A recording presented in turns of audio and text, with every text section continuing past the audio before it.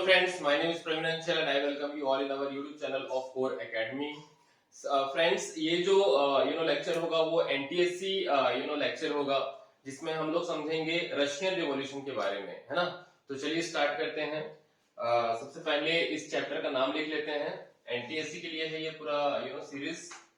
तो NTSC लिख लेंगे यहाँ पर, नेशनल टैलेंट सर्च एग्जामिनेशन। और इसमें हम लोग कौन सा चैप्टर देखेंगे? रशियन रिवॉल्यूशन के ऊपर जो है ये चैप्टर होगा, रशियन रिवॉल्यूशन। अगर रशियन रिवॉल्यूशन कौन से उसमें क्या है? हिस्ट्री लेसन 2 है ना। History lesson number 2 class 9th, ठीक है। तो ये वाला पूरा अच्छे से हम लोग समझेंगे। देखिए, रशियन रिवॉल्यूशन पूरी दुनिया को क्या मैसेज देता है? सोशलिज्म का, है ना। तो बहुत अच्छे से हम लोग ये पूरा चैप्टर समझेंगे। सोशलिज्म क्या होता है, कैसे पूरा रशियन रिवॉल्यूशन कंप्लीट हुआ था, ये सभी चीजें हम लोग थोड़ा डिटेल में समझेंगे। और ये भी देखेंगे कि किस टाइप के क्वेश्चन जो है वो एनटीएससी में पूछे जा सकते हैं। तो चलिए स्टार्ट करते हैं। तो इस पूरे चैप्टर को हम लोग समझेंगे एक बहुत ही इंटरेस्टिंग टाइमलाइन के माध्यम से। तो टाइमलाइन यहाँ पर हम लोग ड्रॉ कर लेते हैं।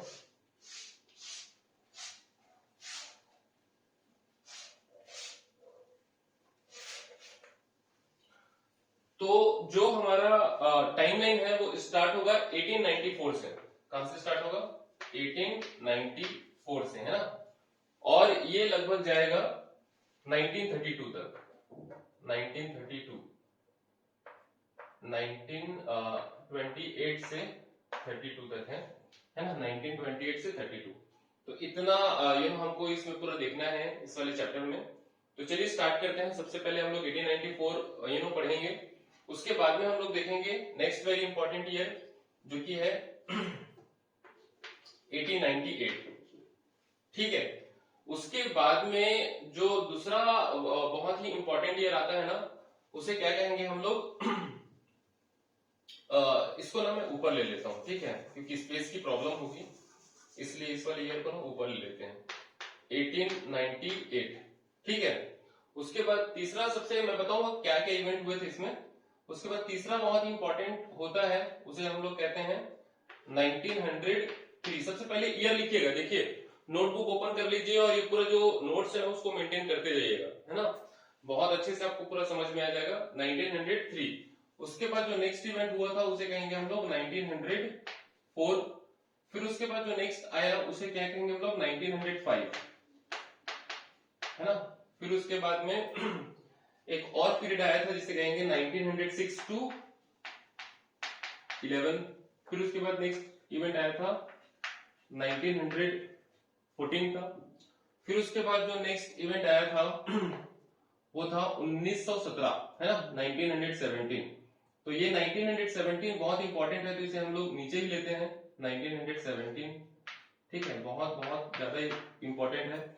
इसी 1917 में ही रशियन रिवॉल्यूशन हुआ था, याद रखिएगा। 1917 में ही क्या हुआ था? रशियन रिवॉल्यूशन हुआ था, ठीक है। उसके बाद में जो नेक्स्ट बहुत इंपॉर्टेंट ईयर है वो है 1918 से 1921 तक का पीरियड, है ना।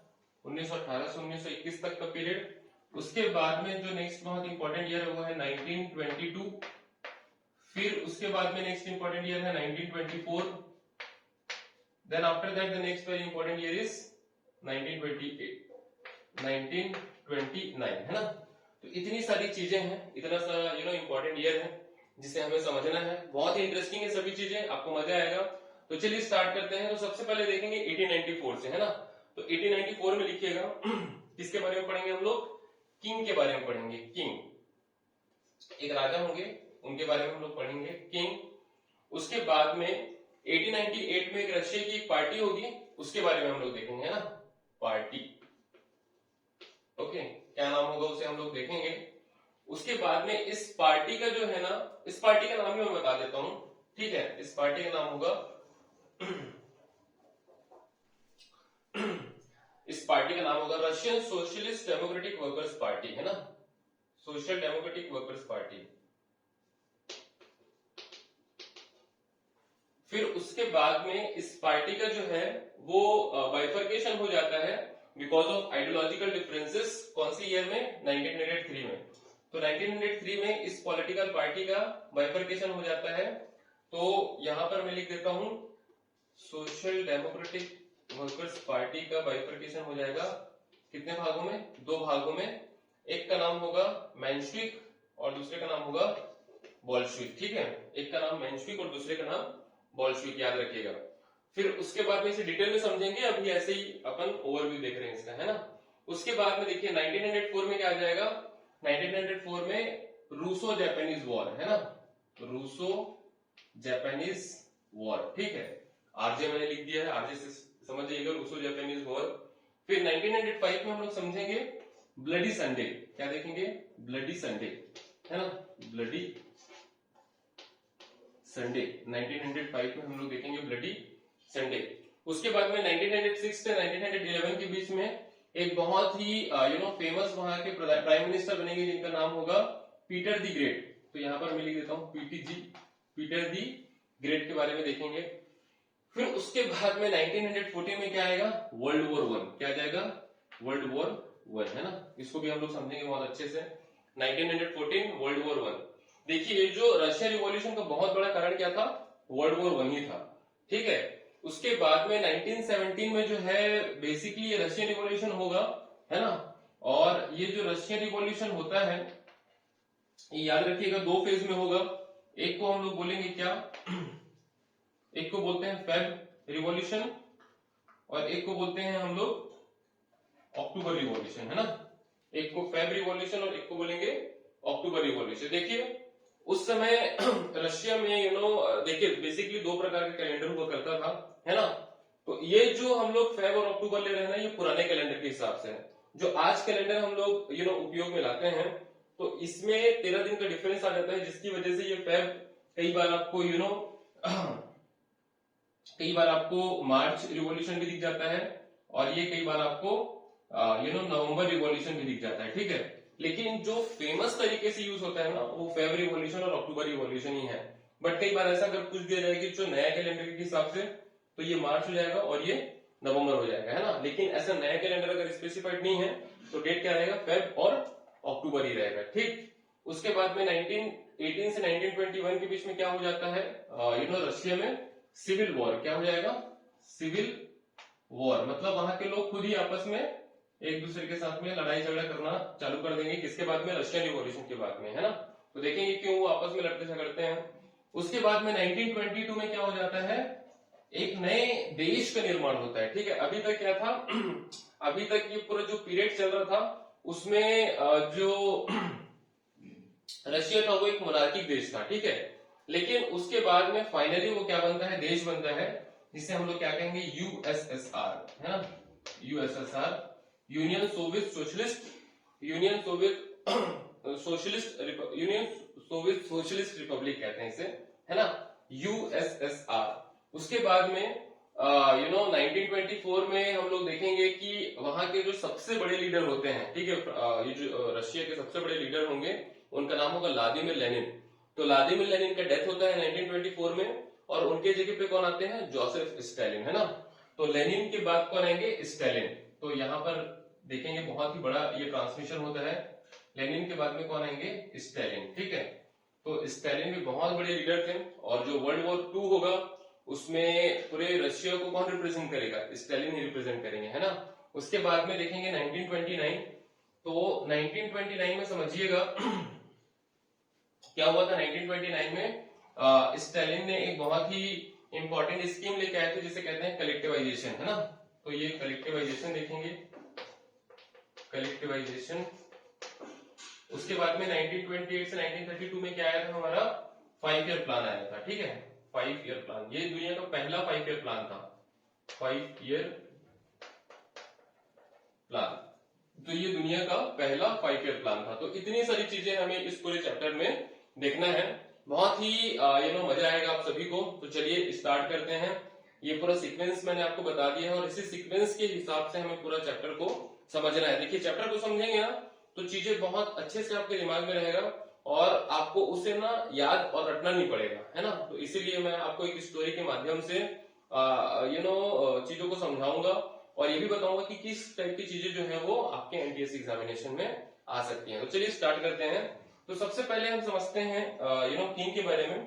तो जो किंग का नाम था रशिया के, उनका नाम था जार निकोलस टू, है ना। जार निकोलस टू उनका नाम था। किंग का नाम जार निकोलस टू था। और वो कौन से फैमिली से आते थे? रोमनोव फैमिली से। कौन से फैमिली से आते थे? रोमनोव फैमिली से। जैसे कि लुइस 16 जो फ्रांस में हमने देखा था बोर्बन फैमिली से आते थे, वैसे ही जार निकोलस टू कहां से आएंगे? रोमनोव फैमिली से। जार मतलब होता है राजा, है ना। तो याद रखिएगा निकोलस टू उनका नाम था, रोमनोव फैमिली से आते थे वो। और इनका जो पूरा टाइम पीरियड रहेगा वो 1894 से स्टार्ट होगा और 1917 तक चलेगा। क्यों 1917 तक चलेगा? क्योंकि 1917 में रशियन रिवॉल्यूशन हो जाता है जिसमें किंग अपने पद से हट जाते हैं, है ना। तो इनका period will start from 1894 and will last up to 1917। Okay. अब उसके बाद देखते हैं 1898 में एक बहुत इंपॉर्टेंट पॉलिटिकल पार्टी बनी थी, सोशल डेमोक्रेटिक वर्कर्स पार्टी, है ना। और ये जो सोशल डेमोक्रेटिक वर्कर्स पार्टी है उसमें by the passage of time कुछ आइडियोलॉजिकल डिफरेंसेस हो जाते हैं, है ना।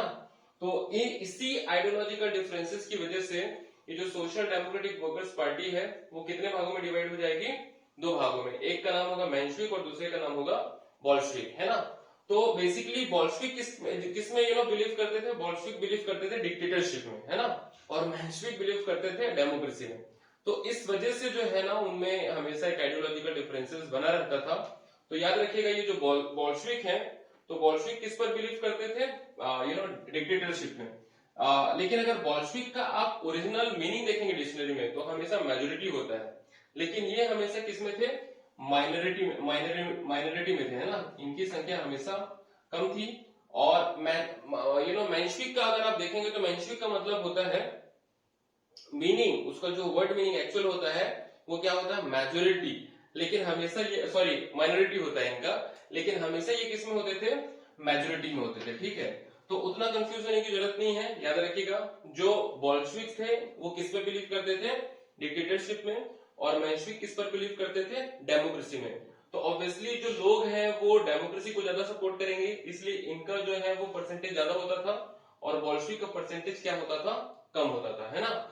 एक चीज मैं और आपको बताना चाहूंगा इसके आगे का जो 1904 जो स्टोरी है उसमें आने से पहले देखिए यहाँ तक तो आई होप आपको समझ में आ गया होगा जो मेंशविक और बोल्शविक का डिवीजन हुआ है। तो देखिए जो रशिया है वो बहुत ही इंपॉर्टेंट कंट्री है, दुनिया का सबसे बड़ा कंट्री है और था भी उस समय पे, है ना, इन टर्म्स ऑफ एरिया। तो एरिया वाइज जो है दुनिया का सबसे बड़ा कंट्री है, बहुत ज्यादा बड़ा है। इसे यूरेशिया भी कहा जाता है क्योंकि part of it is in Asia and part of it is in Europe, that is why it is also called as Eurasia, है ना। और एक चीज मैं और आपको बताना चाहूंगा कि ये जो पूरा सोशलिज्म का कॉन्सेप्ट पूरा स्टार्ट हुआ था रशिया में, वो हुआ था इंडस्ट्रियलाइजेशन के बाद में। क्योंकि इंडस्ट्रियलाइजेशन जब स्टार्ट हुआ ना तो इंडस्ट्री सेटअप होने लगे, कहाँ? रशिया में। अब जब इंडस्ट्री सेटअप होने लगे तो एक जो कम्युनिटी था वो ओनर कहने लगा, मालिक, और दूसरा क्या कहने लगा? वर्कर, है ना। तो मालिक और वर्कर जैसे कॉन्सेप्ट वहां पर, कॉन्सेप्ट क्या रियलिटी में ही वहां पर जो मालिक था और एक वर्ग क्या था? वर्कर थे। तो जो मालिक हमेशा वर्कर को एक्सप्लॉइट करते थे, उनको वेजेस प्रॉपर नहीं देते थे, है ना। उनको बहुत लंबे घंटों तक काम कराया करते थे, कोई वर्किंग एटमोस्फेयर हुआ नहीं करता था, बहुत ही पैथेटिक कंडीशन में वो काम किया करते थे, है ना। इसलिए जो वर्कर्स थे ना उनका कंडीशन बहुत ज्यादा खराब था। तो इसी वर्कर के कंडीशन को इंप्रूव करने के लिए जर्मनी के एक बहुत बड़े फिलोसोफर हैं जिनका नाम है कार्ल मार्क्स। तो कार्ल मार्क्स ने सोशलिज्म का कॉन्सेप्ट दिया और उन्होंने बताया कि ये जो जितने भी वर्कर्स हैं उनको एक साथ आ जाना चाहिए, क्योंकि वर्कर्स के पास खोने के लिए कुछ नहीं है, पाने के लिए पूरा जहां है ना, पूरा दुनिया है। तो इसीलिए वो बोले कि एक साथ उनको आकर जो है एक ऐसा सिस्टम बनाना पड़ेगा जिसमें सारी चीजें जो है वो कौन कंट्रोल करे? गवर्नमेंट कंट्रोल करे, और प्राइवेट इंडिविजुअल के हाथ में कुछ भी नहीं होना चाहिए। तो ऐसे सिस्टम जहां पर हम लोग इक्वालिटी की बात करते हैं, सभी चीजें गवर्नमेंट कंट्रोल होने की बात करते हैं, तो उसे क्या कहेंगे हम लोग? सोशलिज्म कहेंगे। तो ये सोशलिज्म कहां से स्टार्ट हुआ था? बताइए, सोशलिज्म कहां से स्टार्ट हुआ था? सोशलिज्म स्टार्ट हुआ था ये जो रशियन रिवॉल्यूशन से प्रैक्टिकल वे पे, और इसको दिया किसने था, किसने ये पूरा जो फिलोसफी दिया था, कॉन्सेप्ट दिया था, कार्ल मार्क्स। कहाँ के थे? जर्मनी के। कार्ल मार्क्स का डेट ऑफ बर्थ भी आपको अच्छे से याद होना चाहिए। कार्ल मार्क्स का जो डेट ऑफ बर्थ है वो है 1818, that is 1818 to 1818 to what 18 I think 83। Okay, so 1818 से 1883 तक का उनका जो पूरा डेट ऑफ बर्थ है। और एक चीज मैं और आपको बताना चाहूंगा कि कार्ल मार्क्स ने अपना ये थ्योरी दिया है ना पूरी दुनिया को, लेकिन प्रैक्टिकल में जो है वो इम्प्लीमेंट किसने किया? व्लादिमीर लेनिन ने। तो व्लादिमीर लेनिन आप देख सकते हैं यहाँ पर है व्लादिमीर लेनिन। तो व्लादिमीर लेनिन रशिया के बहुत बड़े लीडर थे, और उन्होंने एक्चुअली में जो प्रैक्टिकल टर्म्स पे उनके जो फिलोसफी को, उनको जो आइडियोलॉजी को जमीन पर उतारा था, है ना, हकीकत में उन्हें रियलिटी में कन्वर्ट किया था। और रशिया एक ऐसा देश था जो कि पहला देश था जो कि उनके फिलोसफी पर बना था, सोशलिज्म पर बना था। यहाँ पर union socialist union Soviet of socialist Republic, इसका फुल फॉर्म बताऊंगा आपको क्या है, ठीक है, यूएसएसआर, है ना। तो ये हमने पूरा चीजें अभी तक देख ली हैं। सो आई होप आपको पूरा अच्छे से समझ में आ गया होगा, है ना। तो एक चीज मैं और आपको बताना चाहूंगा कि ये जो पूरा मींस जो डेमोक्रेटिक प्रिंसिपल पर, सॉरी, सोशलिज्म प्रिंसिपल पर ये जो सारी चीजें चल रही हैं वो सिर्फ रशिया तक ही लिमिटेड नहीं था, कई दूसरे देश भी इससे प्रभावित हुए थे, है ना। जैसे कि ब्रिटेन में एक लेबर पार्टी बनता है जो कि सोशलिज्म के ऊपर ही आधारित होगा, है ना। उसी तरीके से फ्रांस में एक सोशल पार्टी भी बनता है, उसी तरीके से जर्मनी में सोशल डेमोक्रेटिक पार्टी बनता है, और एक 1870 में एक सेकेंड इंटरनेशनल नाम की भी एक ग्रुप बनी थी, जिसका काम था कि पूरी दुनिया में क्या करेंगे, वो सोशलिज्म की विचारधारा को फैलाएंगे, है ना। तो एक बार फिर से मैं रिपीट करता हूँ, इसी विचारधारा को, आइडियोलॉजी को विदेशों में भी लेके जाया गया था, है ना। कैसे लेके जाया गया था विदेशों में? पहला मैंने बताया आपको, ब्रिटेन में कौन सी पार्टी बनी थी? Labour party. दूसरा मैंने बताया फ्रांस में कौन सी पार्टी बनी थी? Social party. तीसरा मैंने बताया जर्मनी में सोशल डेमोक्रेटिक पार्टी। और एक क्या बना था 1870 में? सेकेंड इंटरनेशनल, है ना। सेकेंड इंटरनेशनल का काम क्या था कि इंटरनेशनल लेवल पर सोशलिज्म के कॉन्सेप्ट को बढ़ाना और प्रमोट करना, ठीक है। तो आई होप ये आपको बहुत अच्छे से जो है वो समझ में आ गया है, ये पूरा जो कॉन्सेप्ट है ना। अब उसके बाद आगे चलते हैं आगे चलेंगे तो यहाँ पर 1904 आएगा, 1904, जिसमें हमको पढ़ना है रूसो जापानीज वॉर। देखिए क्या हुआ था रूसो जापानीज वॉर में, जो जापान है ना और रशिया के बीच में वॉर हो गया था 1904 में, क्योंकि जापान और रशिया दोनों कुछ इंपॉर्टेंट जगह थी जिसके ऊपर कब्जा करना चाहते थे। जैसे कि एक का नाम था पोर्ट आर्थर, और दूसरे का नाम था कोरिया। तो अगर कोरिया और पोर्ट आर्थर को देखेंगे ना तो वो रशिया और जापान के बीच में पड़ता है, तो दोनों के दोनों कंट्री उसको कब्जा करना चाहते थे, क्योंकि कोरिया बहुत ही रिसोर्सफुल एरिया था, और पोर्ट आर्थर ऐसा पोर्ट था जो कि 12 महीना खुला रहता है ना। पोर्ट आर्थर कहां पर आता है? मंचूरिया में, ठीक। तो इस तरीके से वो उसको आपस में ही उसके लिए, उसको कब्जा करने के लिए, पोर्ट आर्थर और कोरिया के ऊपर कब्जा करने के लिए रशिया और जापान आपस में लड़ गए। और इसमें किसकी जीत होती है? मैं पूछना चाहूंगा, देखो जापान बहुत छोटा सा देश है ना, इन टर्म्स ऑफ साइज, और रशिया सबसे बड़ा देश था। लेकिन आपको जान के शौक लगेगा कि इस पूरे बैटल में जापान की जीत होती है ना। तो जापान उस समय बहुत ही पावरफुल कंट्री थी, आज भी बहुत पावरफुल कंट्री है, ठीक है। और जापान के लोगों का जो विल पावर है ना बहुत स्ट्रांग होता है ना। तो आप समझ सकते हैं कि साइज डजंट मैटर, एक छोटे देश ने उतने बड़े देश को क्या कर दिया? हरा दिया। कब हुआ था ये बैटल? 1904 में, है ना। 1904 रूसो जापानीज वॉर क्यों हुआ था? Because of that port Arthur and what Korea, है ना।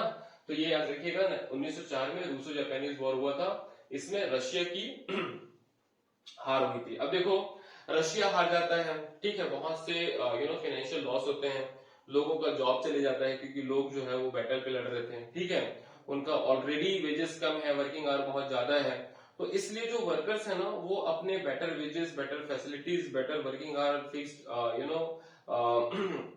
सैलरी, जो बेहतर सैलरी है ना, इन सभी बेहतर चीजों के लिए वो क्या कर रहे थे? डिमांड कर रहे थे राजा के पास में। एक पैलेस था जिसे कहते हैं विंटर पैलेस, है ना। तो विंटर पैलेस में वो डिमांड कर रहे थे लेकिन राजा ने जो है वो लोगों की डिमांड को सुनने के बजाय अपने आर्मी को ऑर्डर दे दिया कि जाओ और लोगों को क्या कर दो, खत्म कर दो, है ना।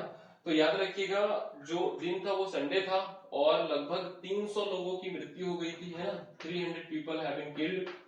और इसीलिए इसे क्या कहते हैं, ब्लडी संडे कहते हैं। जो ये पूरे वर्कर्स का जो लीडर थे ना, उनका नाम क्या था, फादर गैपोन। क्या नाम था, फादर गैपोन, ठीक है, फादर गैपोन इनका नाम था, फादर गैपोन, ठीक है। तो इस तरीके से ये जो 1905 का रिवॉल्यूशन भी जो है, इसे 1905 का रिवॉल्यूशन भी कहते हैं ना, ब्लडी संडे को और क्या कहते हैं, 1905 का रिवॉल्यूशन। तो आई होप ये आपको बहुत अच्छे से समझ में आ गया होगा। फादर गैपोन का जो थे वो कौन थे, लीडर थे, है ना। और ये कहाँ हुआ था, विंटर पैलेस। विंटर पैलेस कहाँ है, सेंट पीटर्सबर्ग। सेंट पीटर्सबर्ग बहुत बहुत बहुत इंपॉर्टेंट जगह है, कहाँ का, रशिया का। जैसे भारत में दिल्ली है ना, वैसे ही रशिया में क्या आ जाएगा, सेंट पीटर्सबर्ग। तो ये आपको बहुत अच्छे से याद होना चाहिए, ठीक है। अब इसमें जो है मैं आपसे एक क्वेश्चन और पूछता हूं कि देखिए 300 लोगों की मृत्यु हो गई, है ना, और जो इतने ज्यादा कैजुअलिटी हो गया, तो इसके बाद में जो लोग हैं वो शांत होंगे कि और ज्यादा क्रोधित हो जाएंगे, they will be more angry towards the king. तो द आंसर इज कि वो और भी ज्यादा एंग्री हो जाएंगे अगेंस्ट द किंग, और वो और भी ज्यादा रिवोल्ट करेंगे। और इसीलिए because of the people's pressure king क्या बनाते हैं, एक ड्यूमा बनाते हैं। क्या बनाते हैं, ड्यूमा। ये ड्यूमा याद रखिएगा, हमेशा आता है ना, एनटीएससी एग्जामिनेशन में। तो ड्यूमा क्या था, रशियन पार्लियामेंट था। क्या था ड्यूमा, रशियन पार्लियामेंट। जैसे हमारे देश के पार्लियामेंट का नाम क्या है, सांसद। तो वैसे ही रशियन पार्लियामेंट का नाम क्या है, ड्यूमा। क्यों फॉर्म किया गया था, क्योंकि लोग जो है वो कॉन्स्टिट्यूशन का डिमांड कर रहे थे और किंग के ऊपर में प्रेशर डाल रहे थे बहुत ज्यादा। इसीलिए किंग जो है वो लोगों की प्रेशर में आगे क्या सेटअप करते हैं, ड्यूमा सेटअप करते हैं, ठीक है।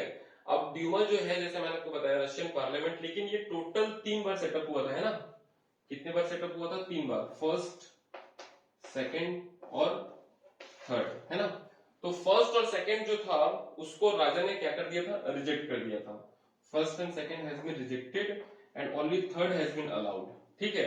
तो फर्स्ट और सेकंड को इसलिए राजा ने रिजेक्ट कर दिया था क्योंकि उस समय फ्रांस की सोसाइटी में 3 प्रकार के लोग रहते हैं, ठीक है। एक को बोला जाता है कंजर्वेटिव्स, दूसरे को बोला जाता है लिबरल्स और तीसरे को बोला जाता है रेडिकल्स। तो जो कंजर्वेटिव लोग थे वो हमेशा राजा को सपोर्ट करते थे और वो कभी चेंज नहीं चाहते थे। अगर चेंज होगा भी तो बहुत ग्रेजुअल चेंज होगा। तो ये किसका मानना था, कंजर्वेटिव हमेशा किसको सपोर्ट करते हैं, राजा को। लेकिन जो लिबरल्स है ना, वो राजा के अगेंस्ट थे, और जो रेडिकल्स थे वो भी राजा के अगेंस्ट थे। वो बिल्कुल भी नहीं चाहते थे कि मोनार्किक सिस्टम हो। लेकिन लिबरल्स और रेडिकल्स में डिफरेंस ये था कि जो लिबरल्स थे वो वुमेन के लिए वोटिंग राइट्स नहीं चाहते थे और रेडिकल्स वुमेन के लिए भी वोटिंग राइट्स चाहते थे। तो एक तरफ कौन थे, मोनार्किक सिस्टम को सपोर्ट करने वाले कंजर्वेटिव्स, और दूसरे मोनार्किक सिस्टम को अपोज करने वाले लिबरल्स और रेडिकल्स। तो इसमें जो फर्स्ट और सेकंड ड्यूमा में ना लिबरल्स और रेडिकल्स भी थे एज ए मेंबर, है ना, जो कि किंग को अपोज कर सकते थे। इसीलिए उन्होंने फर्स्ट और सेकंड ड्यूमा को सस्पेंड कर दिया और थर्ड ड्यूमा को अलाउ किया, जिसमें सिर्फ और सिर्फ कौन थे, कंजर्वेटिव्स।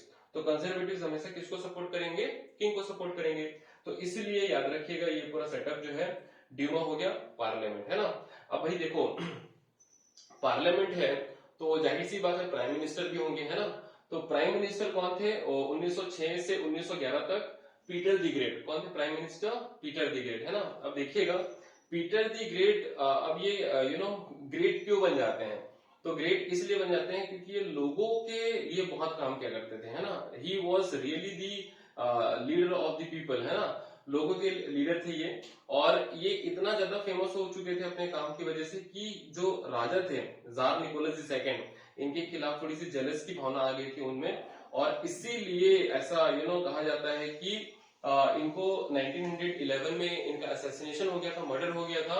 एंड मर्डर किसने करवाया था, किंग ने करवाया था। तो ये र्यूमर है, इसका कोई कंक्लूसिव एविडेंस नहीं है ना। तो याद रखिएगा पीटर द ग्रेट कब से कब तक चलते हैं, 1906 से 11 के बीच में चलते हैं, है ना। और उसके बाद में क्या आता है हमारा, वर्ल्ड वॉर 1। तो चलिए अब हम लोग देखेंगे क्या, वर्ल्ड वॉर 1। तो आई होप अभी तक आपको बहुत अच्छे से चीजें समझ में आई होगी, है ना। वर्ल्ड वॉर 1 बहुत ही इंपॉर्टेंट फेज होगा, क्योंकि यही सबसे बड़ा रीजन होगा किसका, रशियन रिवॉल्यूशन का, ठीक है। तो एक बार थोड़ा सा शॉर्ट में रिकैप देख लेते हैं क्या क्या हमने देखा। हमने अभी तक देखा है कि क्या जो 1894 में किंग कौन थे, जार निकोलस II कौन सी फैमिली से थे, रोमानोव फैमिली से। उसके बाद हमने देखा कि 1898 में कौन सी पॉलिटिकल पार्टी आती है, सोशल डेमोक्रेटिक वर्कर्स पार्टी आती है रशिया में, जो कि आइडियोलॉजिकल डिफरेंसेस होने की वजह से कितने भागों में डिवाइड हो जाती है, 2 भागों में। जैसे कांग्रेस का भी डिवीजन हो जाता है ना एक्सट्रीमिस्ट और मॉडरेट्स इंडिया में, वैसे ही इस पॉलिटिकल पार्टी का भी डिवीजन हो जाता है बिटवीन मेंशविक्स एंड बोल्शेविक्स, है ना। तो बोल्शेविक्स हमेशा इनकी संख्या कम होती है and they believe in dictatorship, और मेंशविक की संख्या हमेशा ऊपर होती है, why, because they believe in democracy, ठीक है। अब एक चीज मैं और आपको बताना चाहूंगा कि जो राजा जो था ना वो पॉलिटिकल पार्टी उसको बिल्कुल पसंद नहीं करता था, ठीक है। इसीलिए अप टू 1914 उसने सभी पॉलिटिकल पार्टी, जितने भी पॉलिटिकल पार्टीज थे रशिया में, सभी को बैन कर दिया था। किसने? किंग जार निकोलस II ने, है ना। उसके बाद में मैंने आपको 1904 के बारे में बताया था, रशिया और जापान के बीच में जो वॉर हुआ था, युद्ध हुआ था, उसके बारे में कौन जीता था? जापान जीता था, है ना। क्यों हुआ था? Because of port Arthur and Korea के ऊपर कब्जा करने के लिए। उसके बाद में 1905 में क्या हो जाता है? Bloody Sunday. कहां हुआ था? Winter palace. कहां पर है winter palace? Saint Petersburg. Saint Petersburg बहुत इंपॉर्टेंट प्लेस है, जैसे भारत का न्यू दिल्ली है ना, वैसे ही समझिए कि उस समय रशिया में कौन था, कौन सा प्लेस था? सेंट पीटर्सबर्ग था। और इसमें लगभग 300 लोगों की मृत्यु हो जाती है। उन वर्कर्स को कौन लीड कर रहे थे? फादर कैफोन। और बाद में जो है पीपल के प्रेशर के ऊपर में जो राजा क्या बनाते हैं? ड्यूमा। ड्यूमा क्या है? जो रशिया का पार्लियामेंट है उसे क्या कहा जाता है? ड्यूमा, है ना। उसके बाद में हम लोग देखे हैं पीटर द ग्रेट। अभी पार्लियामेंट होगा तो प्राइम मिनिस्टर भी होगा। और पीटर द ग्रेट का असैसिनेशन 1911 में एज पर र्यूमर कौन करवा देते हैं? राजा ही करवा देते हैं। क्यों? क्योंकि उनकी पॉपुलैरिटी बहुत ज्यादा बढ़ रही थी। किनकी? पीटर द ग्रेट की, है ना। तो इस तरीके से हमने यहाँ तक अच्छे से पूरा इसको समझा है। इसके बीच में मैंने आपको ये भी बताया कि जो सोशलिज्म का कॉन्सेप्ट किसने दिया था? कार्ल मार्क्स ने। कहां से थे वो? जर्मनी से थे, है ना।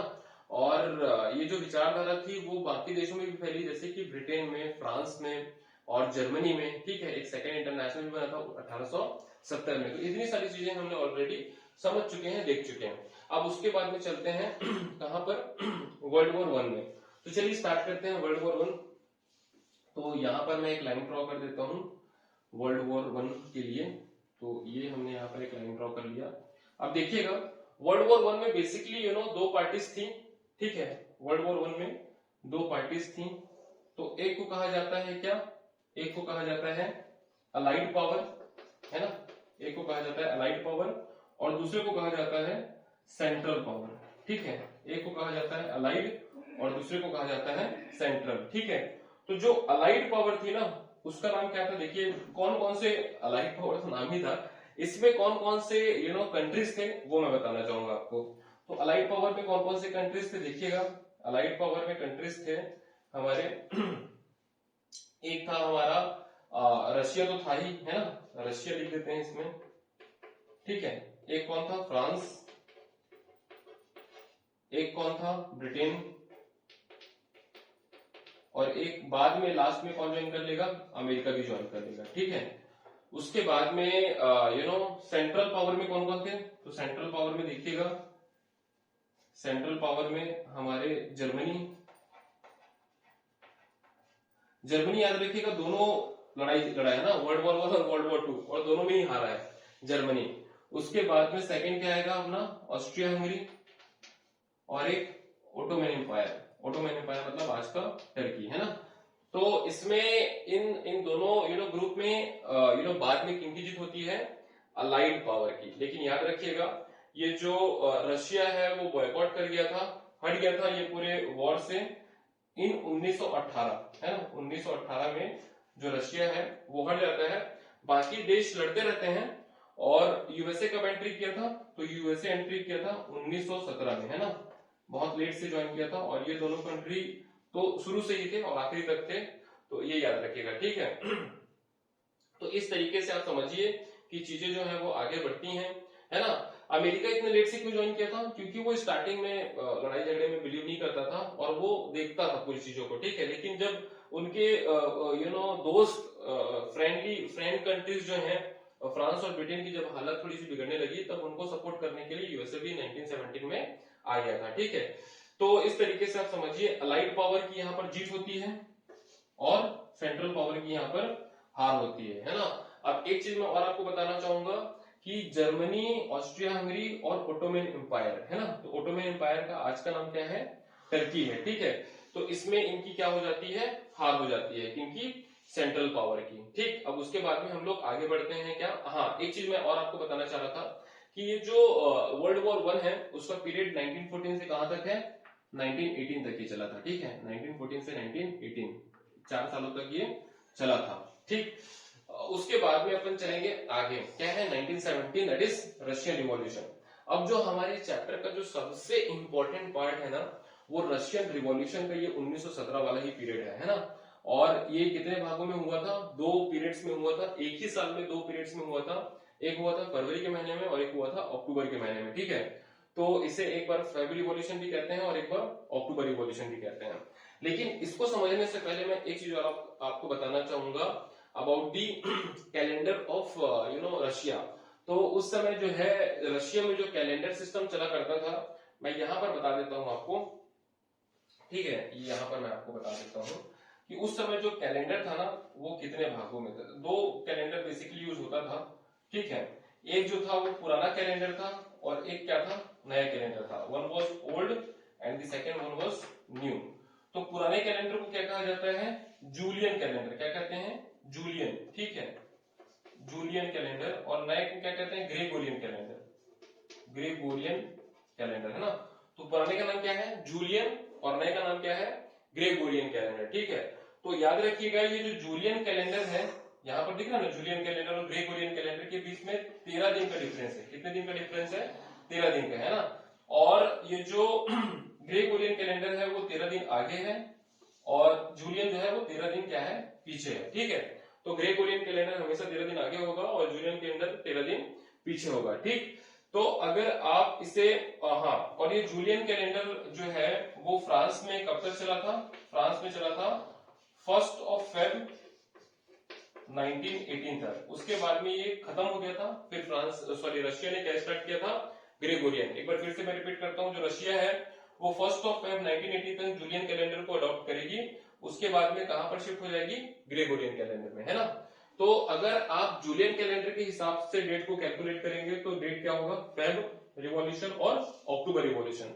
लेकिन अगर आप जूलियन कैलेंडर के हिसाब से कैलकुलेट करेंगे तो जो डेट है वो शिफ्ट होके कहा जाएगा, मार्च और नवंबर, है ना। तो ये एक चीज जो है, बेसिक चीज याद रखिएगा, बहुत ही इंपॉर्टेंट है, बट इंपॉर्टेंट है ना। अब एक चीज और मैं आपको बताना चाहूंगा एक जो है ना रशिया में एक बहुत ही इंपॉर्टेंट रिवर था जिसे कहते हैं, है अभी भी जैसे कहते हैं रिवर नेवा, ठीक है। तो ये रिवर नेवा के बारे में मैं ऐसे ही आपको बता देता हूँ, जैसे भारत में गंगा है ना, गंगा रिवर, वैसे ही रशिया में क्या है, रिवर नेवा। तो नेवा का जो 2 साइड है, जिसे राइट बैंक और लेफ्ट बैंक कहते हैं।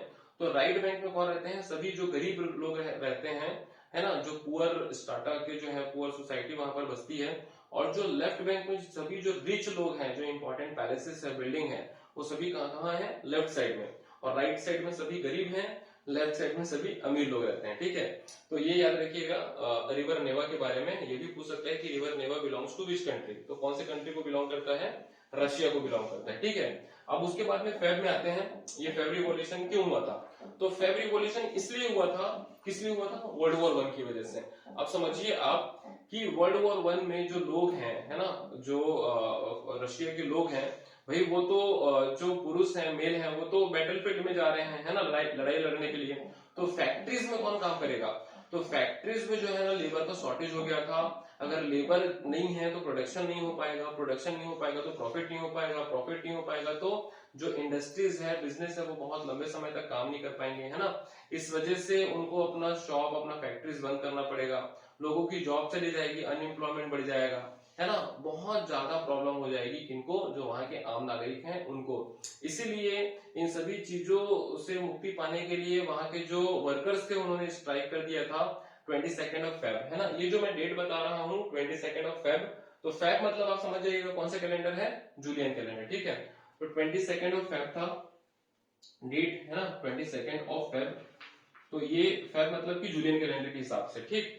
उसके बाद में 23 फेब को, 23 फेब को, ठीक है, वुमेन ने ब्रेड राइट कर दिया था, मतलब कि जो ब्रेड के लिए लड़ाई कर दिया था, है ना, किन्होंने, महिलाओं ने, women have also actively participated. अब इसी दिन को अगर आप ग्रेगोरियन कैलेंडर में कैलकुलेट करना चाहें तो डेट जो आता है ना वो क्या आएगा, 8th ऑफ मार्च। क्या आएगा, 8th ऑफ मार्च, है ना। अभी 8th ऑफ मार्च बहुत इंपॉर्टेंट इसलिए है क्योंकि हर साल दुनिया में 8th of March international women's day के लिए सेलिब्रेट किया जाता है, ठीक है।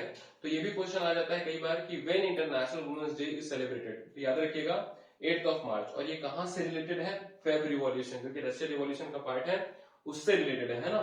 तो ये बहुत ही इंपॉर्टेंट चीज है। उसके बाद में एक मैं और चीज आपको बताना चाहूंगा कि जो वहां के जो किंग थे जार निकोलस सेकेंड, वो भी जो है बाद में ड्यूमा को जो है वो सस्पेंड कर देते हैं, और सस्पेंड करने के बाद में फाइनली खुद भी एब्डिकेट हो जाते हैं। कब, 2nd ऑफ मार्च में, है ना, 2nd ऑफ मार्च, ठीक, 2nd मार्च।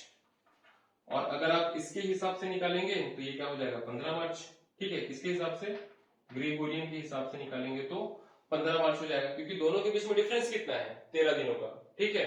तो ये याद रखिएगा, है ना। 2nd मार्च को किंग एब्डिकेट कर गए, मतलब कि अगर ग्रेगोरियन के हिसाब से देखेंगे तो मार्च में जो है वो एब्डिकेट कर जाते हैं, और जैसे ही एब्डिकेट करते हैं फ्रांस में मोनार्किक सिस्टम खत्म हो जाता है।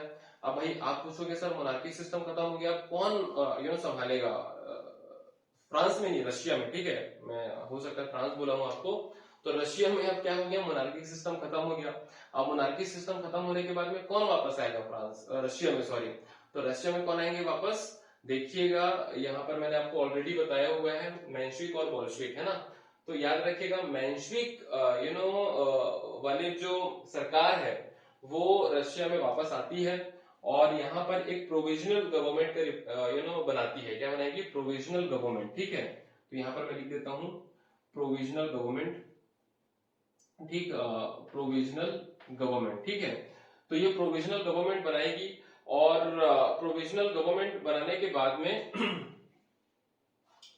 यहाँ पर कौन डोमिनेट कर रहा है, मेंशविक के लोग यहाँ पर डोमिनेट कर रहे हैं, किसमें, प्रोविजनल गवर्नमेंट। एक चीज मैं और आपको बताना चाह रहा हूं, जब यहाँ पर लोग जो है ना वो स्ट्राइक वगैरह कर रहे हैं, किंग के खिलाफ में मार्च कर रहे हैं, तो किंग ने फिर से अपने आर्मी को ऑर्डर दिया था, जार निकोलस सेकंड ने, कि जाओ और लोगों को खत्म कर दो, जैसे कि यहाँ पर हुआ था, कहाँ, ब्लडी संडे में।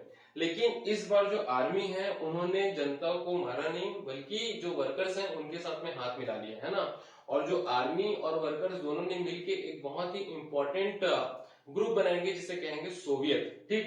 तो सोवियत जो है वो कौन से रिवॉल्यूशन के बाद में आया था, फेब रिवॉल्यूशन के बाद में आया था, ठीक है, सोवियत। और ये सोवियत मतलब क्या होता है, जो वर्कर्स और जो आर्मी का कॉम्बिनेशन होता है ना, उसे क्या कहते हैं, सोवियत कहते हैं, ठीक है। तो ये याद रखिएगा, सोवियत बहुत इंपॉर्टेंट है, क्योंकि ये जो यूएसएसआर है ना, उसमें एक एस किसके लिए स्टैंड करता है, सोवियत के लिए स्टैंड करेगा, ठीक है। तो याद रखिएगा, है ना। तो यहां तक हमने समझ लिया, है ना। प्रोविजनल गवर्नमेंट में कौन से लोग डोमिनेट करेंगे, मेंशविक ग्रुप के लोग डोमिनेट करेंगे। अब इन्होंने दो प्रॉमिस किया था, एक प्रॉमिस किया था कि हम लोग रशिया को किससे बाहर निकालेंगे, वर्ल्ड वॉर 1 से, क्योंकि ये पूरा रिवॉल्यूशन क्यों हुआ था, वर्ल्ड वॉर 1 की वजह से हुआ था। दूसरा उन्होंने ये प्रॉमिस किया था कि हम बहुत जल्द से जल्द क्या करेंगे, इलेक्शन कराएंगे, ताकि एक चुनी हुई जो है वो सरकार आ सके। तो कितने प्रॉमिस किए थे, दो प्रॉमिस। एक क्या था कि वर्ल्ड वॉर 1 से हम लोग वापस आ जाएंगे, और दूसरा मतलब ब्रेक कर देंगे उसे हट जाएंगे। दूसरा क्या था कि जल्द से जल्द क्या करेंगे, इलेक्शन कंडक्ट कराएंगे। लेकिन ये दोनों ही प्रॉमिस अपना जो है ना वो फुलफिल नहीं करते हैं, ठीक है।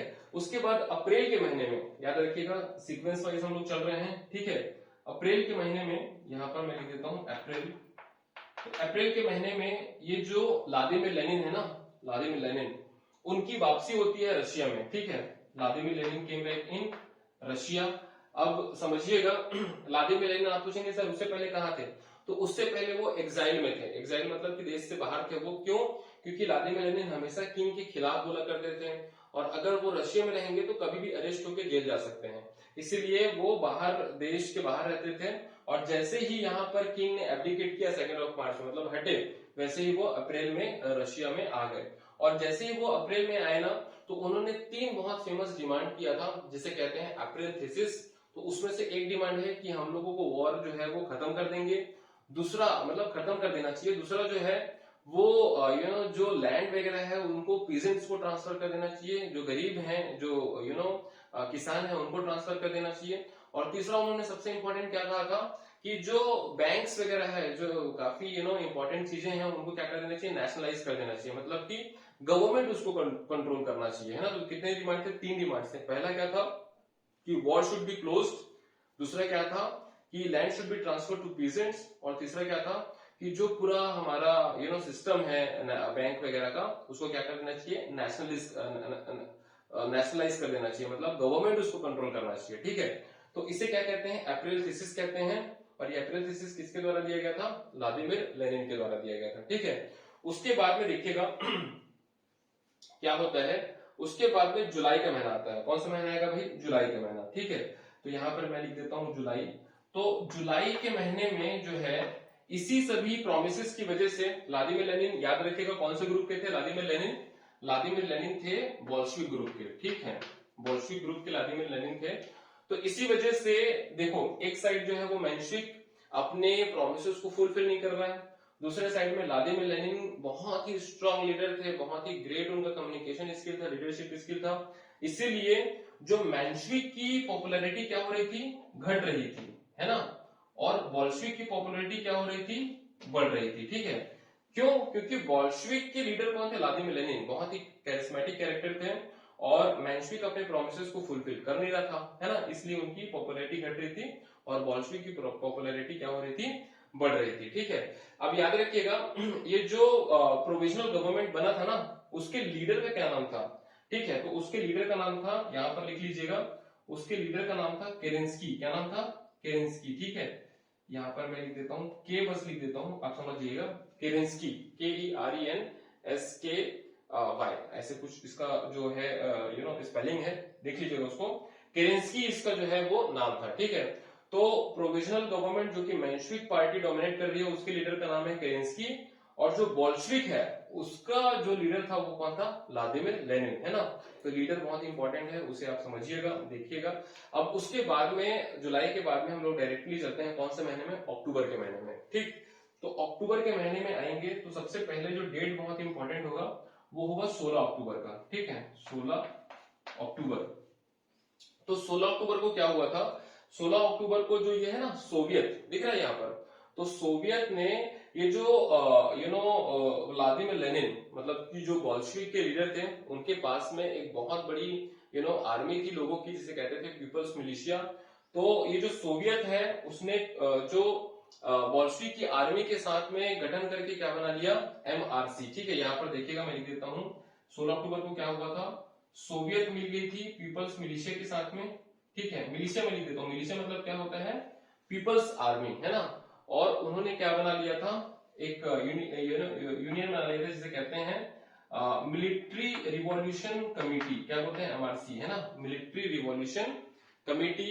तो याद रखिएगा, मिलिट्री रिवॉल्यूशन कमिटी के जो लीडर थे उनका नाम क्या था, लियोन ट्रॉट्स्काई। क्या नाम था, लियोन ट्रॉट्स्काई, ठीक है। तो लियोन ट्रॉट्स्काई उनके लीडर का नाम था, किनके लीडर का नाम था, मिलिट्री रिवॉल्यूशन कमेटी का।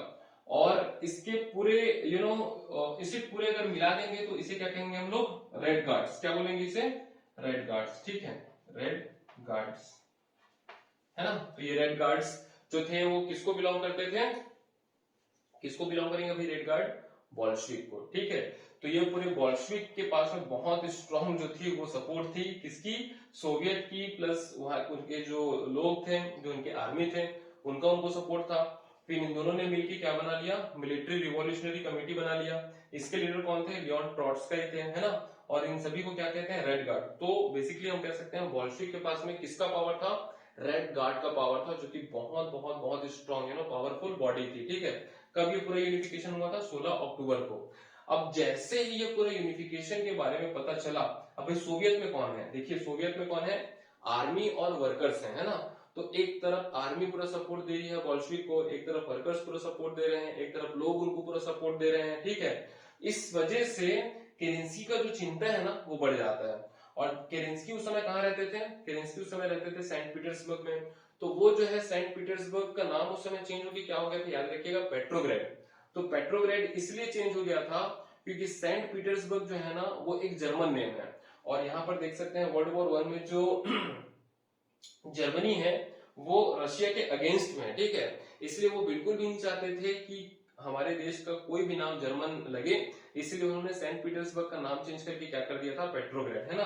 तो जैसे ही केलेंस्की सेंट पीटर्सबर्ग या फिर पेट्रोग्रेड को खाली करके दूसरी जगह जाते हैं, क्यों छोड़ते हैं वो सेंट पीटर्सबर्ग को या फिर पेट्रोग्रेड को, ताकि वो अपने लिए फोर्सेस को इकट्ठा कर सके, है ना। इसलिए जैसे ही वो छोड़ते हैं इसे, वैसे ही ये पूरा रेड गार्ड किसके ऊपर अटैक कर देगा, सेंट पीटर्सबर्ग के ऊपर अटैक कर देगा। कब, 24 अक्टूबर को, ठीक है, 24 अक्टूबर को अटैक कर देगा, और बिना किसी को हानि पहुंचाए, बिना किसी को मारे, बिना किसी की जान लिए बहुत से इंपॉर्टेंट गवर्नमेंट ऑफिसेस, बिल्डिंग्स के ऊपर कब्जा कर लेंगे, पूरे इंपॉर्टेंट जगह पर कब्जा कर लेंगे, और धीरे धीरे करके जो दिसंबर आते तक ना पूरे रशिया के ऊपर में किसका अधिकार हो जाता है, बोल्शेविक का अधिकार हो जाता है, ठीक है। बोल्शेविक मतलब कि जो पूरा व्लादिमीर लेनिन का जो पूरा ग्रुप था उसका पूरा क्या हो जाता है, अधिकार हो जाता है। और इससे ही कहते हैं हम लोग अक्टूबर का रिवॉल्यूशन, और अक्टूबर के रिवॉल्यूशन को एक और नाम दिया जाता है जिसे कहते हैं ब्लडलेस रिवॉल्यूशन। क्यों ब्लडलेस रिवॉल्यूशन कहा जाता है,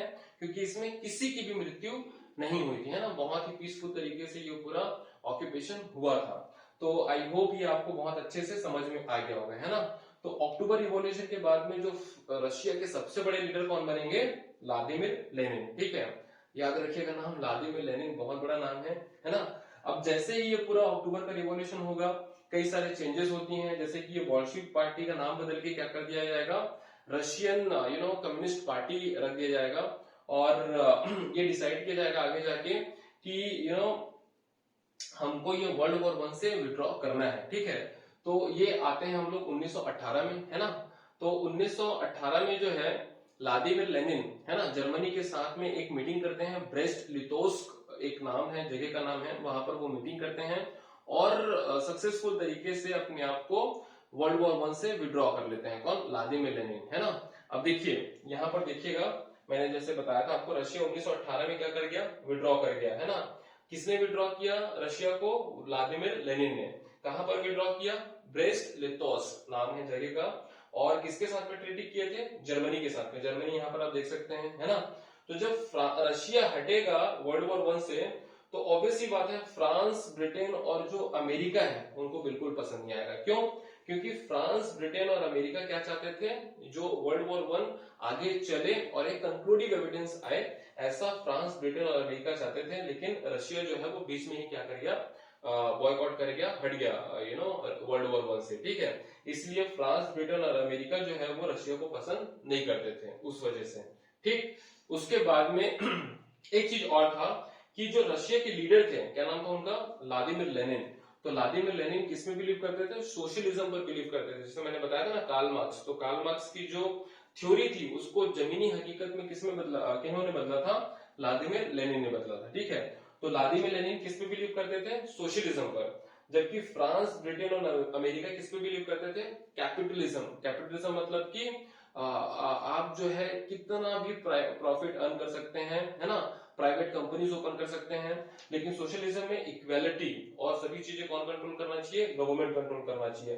तो इसीलिए आइडियोलॉजिकल डिफरेंसेस की वजह से भी फ्रांस, ब्रिटेन और अमेरिका जो है वो रशिया को नापसंद करते थे। तो दो रीजन था, एक कि पहला जो है वो वर्ल्ड वॉर 1 से विड्रॉ कर गए, इस वजह से ये तीनों कंट्रीज रशिया को पसंद नहीं करते थे। और दूसरा क्या है, व्लादिमीर लेनिन का जो कॉन्सेप्ट है वो क्या है, सोशलिज्म का, और इनका कॉन्सेप्ट क्या है, क्या है बताओ इनका कॉन्सेप्ट, इनका कॉन्सेप्ट है कैपिटलिज्म का। कैपिटलिज्म मतलब मनी, है ना, सोशलिज्म मतलब कि सर्विस, ठीक, इक्वालिटी, शेयरिंग, है ना। तो आई होप ये आपको बहुत अच्छे से समझ में आ गया होगा, ठीक है। 1919 में एक और चीज मैं बताता हूँ, 1919 में व्लादिमीर लेनिन ने एक और संगठन का निर्माण किया था जिसे कहते हैं थर्ड इंटरनेशनल। और जैसे मैं बताया था 1870 में सेकंड इंटरनेशनल बना था, वैसे ही 1919 में थर्ड इंटरनेशनल बना, जिसका काम होगा पूरी दुनिया में सोशलिज्म के कॉन्सेप्ट को बढ़ावा दिया जाए, ठीक है, प्रमोट किया जाए।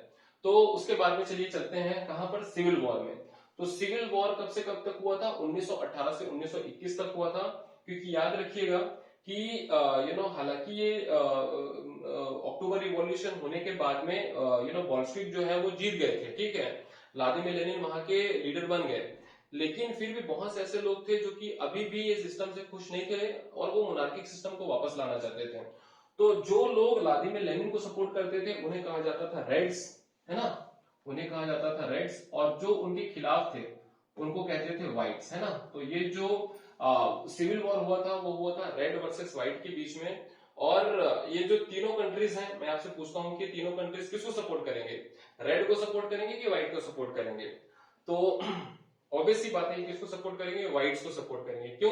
क्योंकि रेड में कौन है, रेड में है रेड गार्ड्स वाले, मतलब कि व्लादिमीर लेनिन, है ना। और व्लादिमीर लेनिन को ये तीनों कंट्रीज पसंद नहीं करते थे, इसलिए किसको जाएंगे, व्हाइट्स के लिए जाएंगे, जो राजा प्रो जारिस्ट है ना उसके लिए जाएंगे, ठीक है।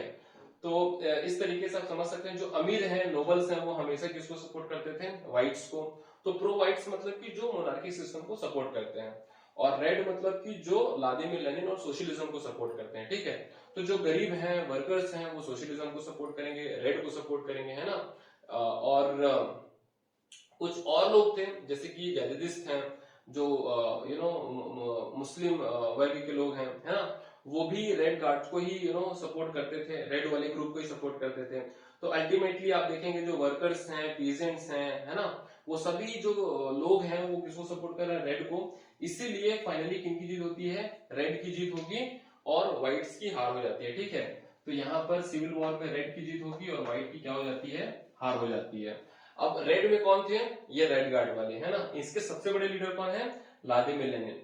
तो व्लादिमीर लेनिन ही फाइनली 1922 में 1922 में एक नए देश का निर्माण करेंगे जो कि सोशलिज्म के ऊपर में आधारित होगा, जिसे कहते हैं यूनियन सोवियत सोशलिस्ट रिपब्लिक, है ना। क्या कहते हैं, यूनियन सोवियत सोशलिस्ट रिपब्लिक, है ना। यूनियन मतलब कि सभी जितने भी रीजन है वो यूनाइटेड हो जाएंगे, सोवियत मतलब कि आर्मी प्लस वर्कर्स, सोशलिस्ट मतलब कि इसका जो पूरा कॉन्सेप्ट होगा वो सोशलिज्म के ऊपर आधारित होगा, मतलब कि हम लोग शेयरिंग को बढ़ावा देंगे और इक्वालिटी को बढ़ावा देंगे, कोई भी बहुत ज्यादा अमीर और बहुत ज्यादा गरीब नहीं होगा, और सभी चीजें कौन कंट्रोल करेगा, गवर्नमेंट कंट्रोल करेगा। और ये जो है प्राइवेट प्रॉपर्टीज को डिस्करेज करते थे, कोई भी किसी के पास प्राइवेट प्रॉपर्टी नहीं होगा। रिपब्लिक, रिपब्लिक मतलब क्या होता है, जो देश का लीडर होगा ना वो एक इलेक्टेड पर्सन होगा। तो इस तरीके से ये जो यूएसएसआर फॉर्म हुआ।